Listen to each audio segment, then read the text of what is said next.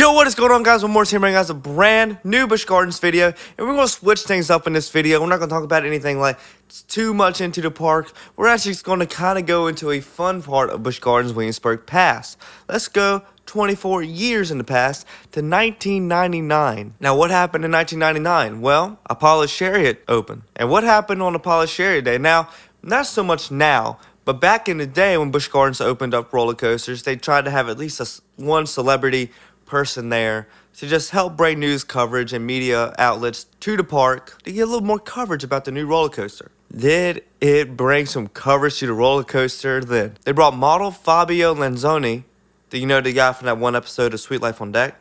Yeah, him. Promoted it as modern day Adonis versus Sun God. Apollo's Chariot won.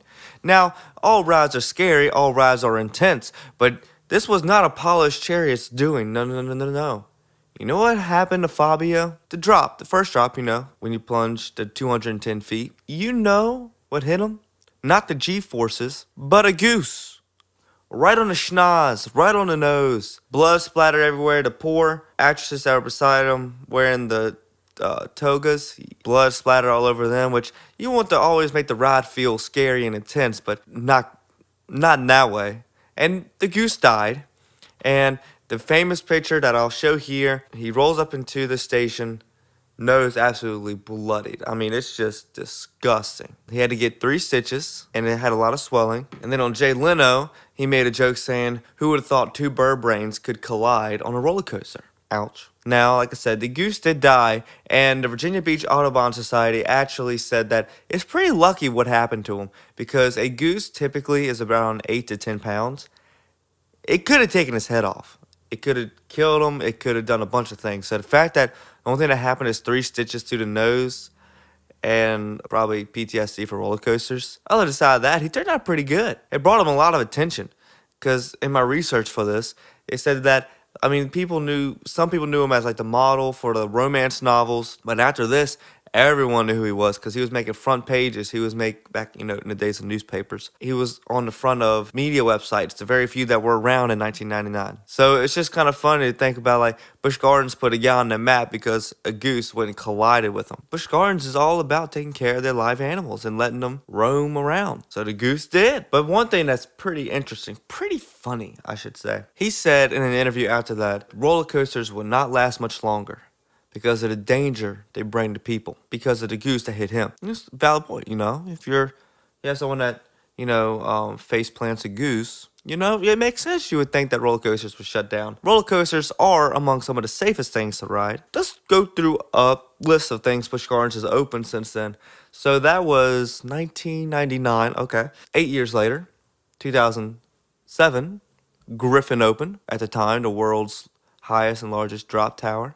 And then fast forward 5 years later, Verbolten opened, very intense inside outdoor family coaster.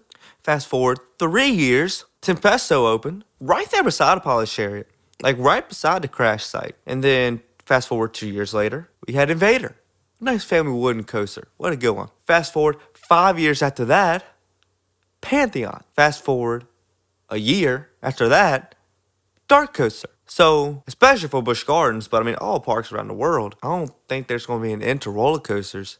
I think, especially now, we're possibly in a renaissance of roller coasters. And a renaissance is still making its way to Busch Gardens in future years. He might not have been right on that one. I guess, you know, try not to get into politics of even theme parks. Just, you know, just keep smoldering at the camera. But you know what? Turned out great for him. He got media attention. The park got media attention. It's a fun story around the park. And I love watching the video of it because it's just funny. Yeah, I just wanted to bring a little short video this Monday. Just talking about a fun story. Not really going in too deep into any history of the park or anything. But at the end of this video, I will add the news report that covered the Fabio thing, so that's pretty funny. Thank you guys so much for watching this video. Make sure to subscribe if you haven't already. Make sure to like this video if you enjoyed. Make sure to stream my new song Feel Live wherever you listen to your music. Make sure to hit that bell button down below so notified every single time I put a brand new video to the channel. And my name is Will Morris, and I'm out. Peace. I want to thank everybody for coming.